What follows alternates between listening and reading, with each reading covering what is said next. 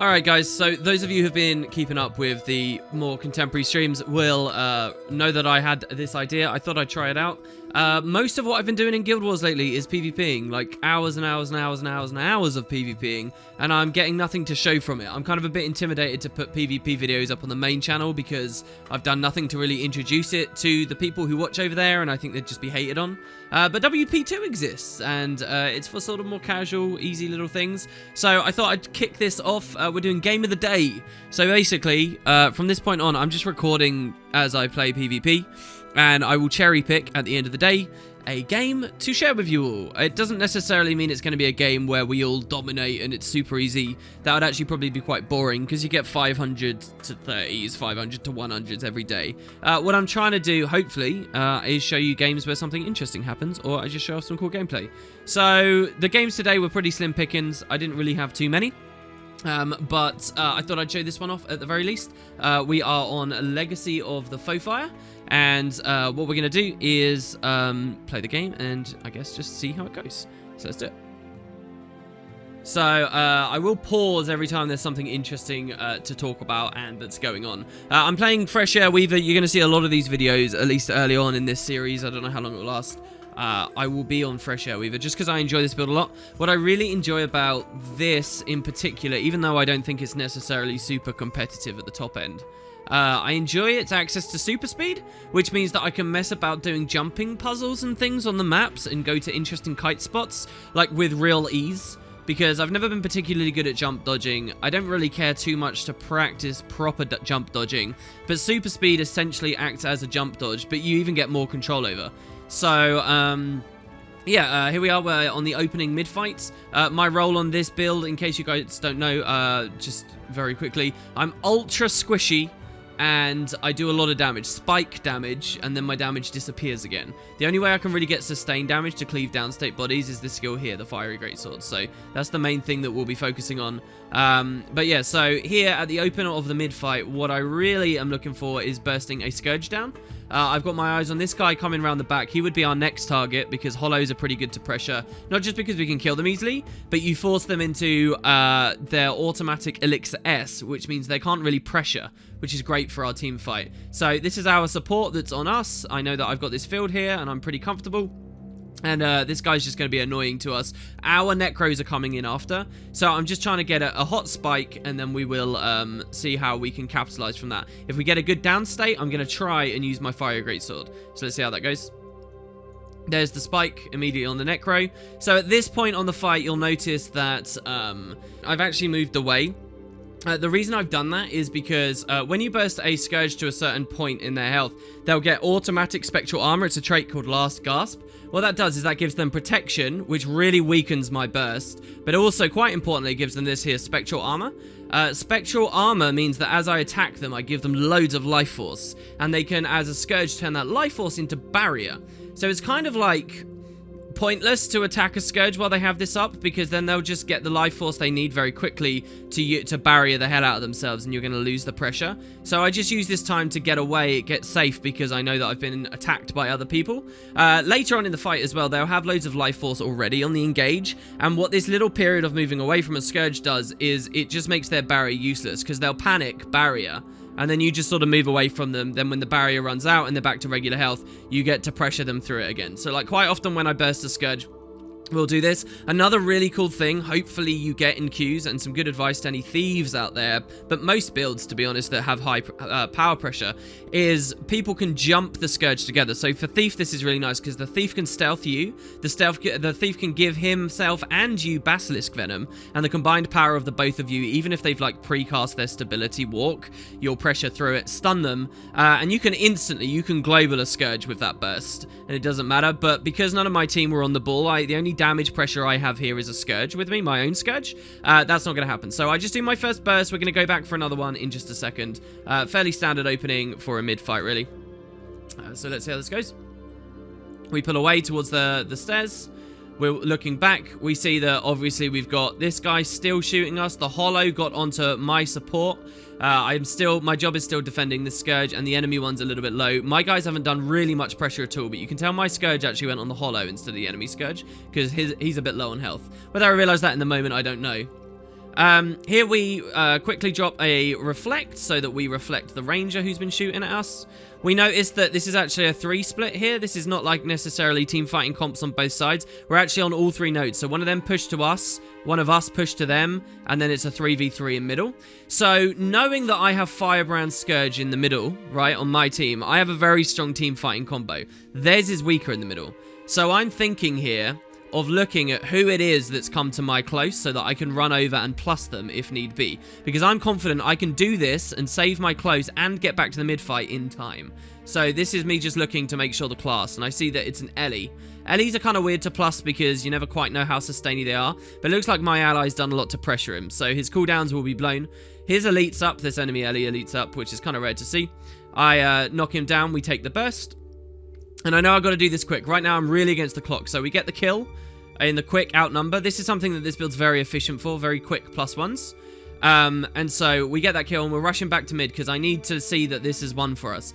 Unfortunately, at this point, you'll notice that my team was already, in just that period that I was pushed away, they bailed from the node and gave the enemy team full cap. But, very importantly, nobody died, which is really good. And this Scourge is still a little bit low from earlier, so that's great. I use Dragon's Tooth and a Phoenix because he was line of sighting obstructing me and they'll get around it. I go into my regular damage. I'm not really wanting to push onto the node too much here because, like, if he pops Desert Shroud or something, I can get massive Condi Cleave. And finally, we get the downstate, and I go for FGS, which I talked about before. So the Fiery Greatsword does insane damage. You saw how quickly we get that. They can't res through it. And now I'm just kind of messing about a little bit. It'd probably be better to drop the Fiery Greatsword. It's not really going to do too much pressure. This guy I notice is low, and he's been hounding me earlier. So we try and FGS through him. He gets a beautiful dodge, by the way. This Druid here get a beautiful dodge. If he hadn't got that, he'd be dead right now. I know that he's really low. I see that he doesn't have Signet of Stone, which is his main defensive. There I blink on top of him with a lightning flash, hoping that I'll crit and then double tap air, and that will be the kill.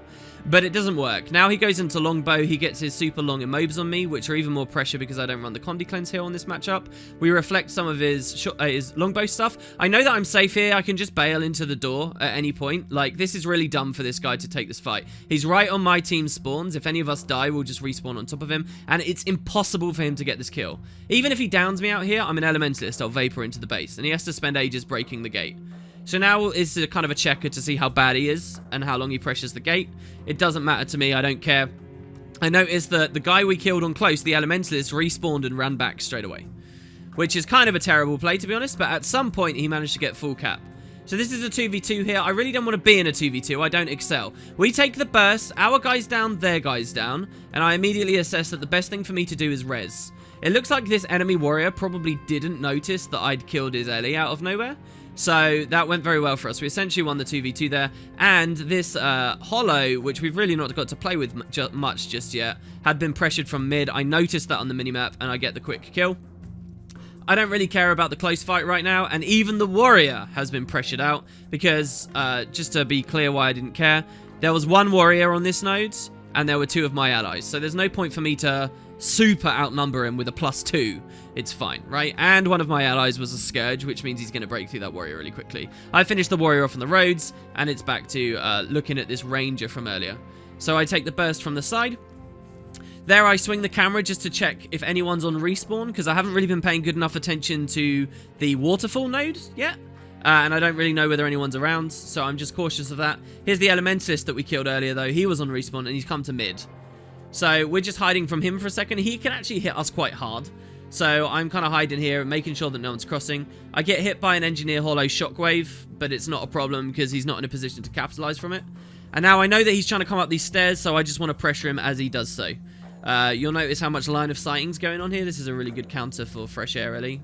If you want to play a Fresh Air Ellie, you have to be very careful about where you're line of sight and where you're not.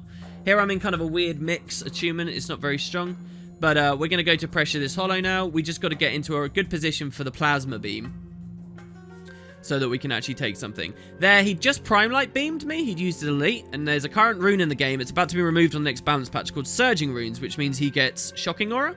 And that stunned me in the middle of my burst, which was kind of nice. There I saw he went Photon Forge, and I knew he was going to use his like pistol volley. So I used my reflect and got a little bit of that at him. He's still my target. I really don't care about much else. There's his Elixir S. It's either his automatic one or his regular one. I don't know which at this point. I think you can tell from the durations. I'm not entirely sure. He knocks us away. And finally we get the kill there. My team has played very well and noticed that that kill's there, and they're going to pressure and stomp that out. So that's very good. Here I'm dipping on the node. The druid makes a huge mistake and stealths himself, thus giving me full cap. I believe that stealth he gave himself was from longbow. Really, really, really silly. We can see that he's low. Druids are really, really frustrating because they'll just reset heavily. I'm now in a position that I don't like. There's an Ellie nearby that I don't care about. He's too sustainy. There's a druid that's very sustainy. And my one ally is a support that I don't really need. But we've got the holo. It looks like they finally rezzed the holo, I guess. Well, maybe I should have been pressuring that body. I'm not sure. But now that it's all these players, I really don't care about that. I'm not going to get any kills there. Maybe I could kill the holo, but it's difficult for this build to be supported because it's so squishy. So I'll just leave my guy on the nice, big, juicy Legacy of the Foefire mid-node to run around and kite like a god. We'll hold that. I know that we'll hold that outnumbered, and we can just win the rest of the map now. And I think that this is the most winning play. So I take a plus here on this Scourge. Probably wasn't necessary. It looked like my NG was doing just fine. And look, by the time I get back, my firebrand is still running in circles. Look at this. Look at the enemy team here. 3 of them running in circles against my firebrand for ages. And now that we've won the other nodes, we collapse in and we've evened it up. We can take a res on our firebrand the second that he goes down, which you see here, and I'm going for. So I go Earth Attunement, I score a crit, then I go Air Attunement so that I can get Obsi Flesh so that I can invuln res. Our ally plucked the body away from me as well after that play, which was a bit unnecessary in my opinion. That could have been good for the next time he goes down. But nonetheless, we get the res.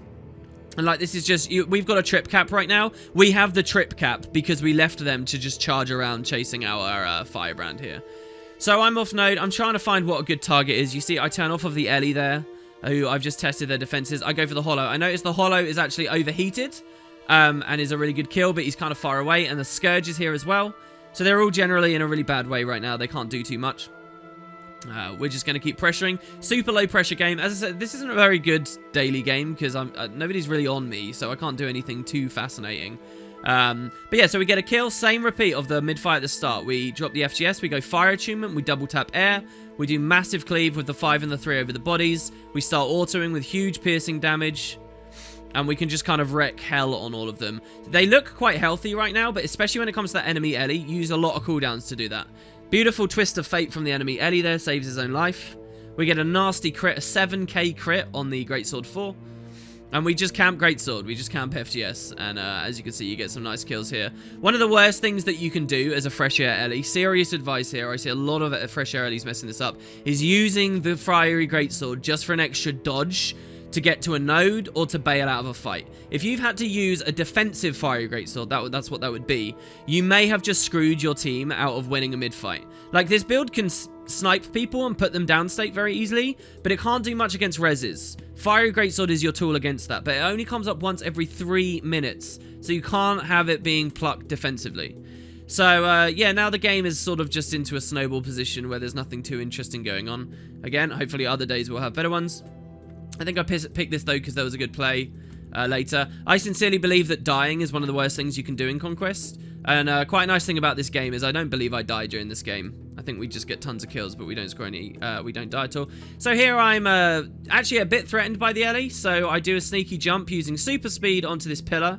The Elementalist, I mean, he's a Weaver. He could have his own super speed and kill me, but it seems like this has befuddled him. He doesn't know about this. And he can't get up, so he's struggling. He should have fled. This is what often happens when people have never seen these plays before. They try and kill you through them, and they don't realize I'm a Fresh Air Ellie. Not only have I got projectile hate, which isn't relevant for him, but I can burst him from up here, as you just saw there. So he kind of goes down. This is a nice example of this kite spot in action. It's much better to show this off versus like Meditation Guardians, Shiro Revenants, Thieves of all varieties, because those guys use like targeted blinks, which none of that works on that spot, and so that's a lot of fun to do too. Hopefully I'll give you some good games of that at some point in the future. So here, I don't want to be the one on the node as that ranger aggresses it. So I'm just going to pull away. We see he's just shooting off into the distance there. Here I'm actually jumping him before he gets to a node.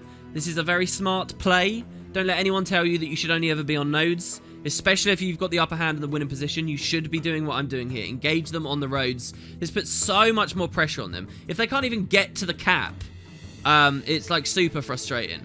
People generally play worse when they're away from the cap as well, especially when they need to go towards one. So this is great. One of my favorite, the best ways to win on a fresh air early is get a little bit of an upper hand and do this to people, especially like enemy scourges before they can get to any nodes or before they can rotate in with their support.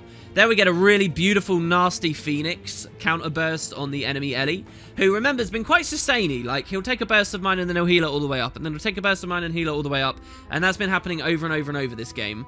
So that felt pretty good to get him off spawn, just immediately triple crit Phoenix him. Phoenix is quite a rare thing to use on a fresh air weaver as opposed to core fresh air. And yeah, we get the win. This was when I was a bit lower rating earlier on this morning. I'm like, I don't know, 1670 at the moment. I'm on my way to plat 3. But yeah, so there you go. That's the game of the day. Our stats at the end here, as you can see, we got 615,000 damage. That's a lot for a fresh air early. That's a lot. 11 kills, 0 deaths, and even 2 reses. Reses are kind of hard things to pick as well on this build. You won't see those very often. So yeah, I'll be back for a game of the day tomorrow. Hopefully there'll be a fun play. Yeah, I guess the highlight of this one would have been going up on that post. Maybe that'll teach you guys a little something. Yeah, quick and easy little video. Hope you guys enjoyed. I'll see you tomorrow.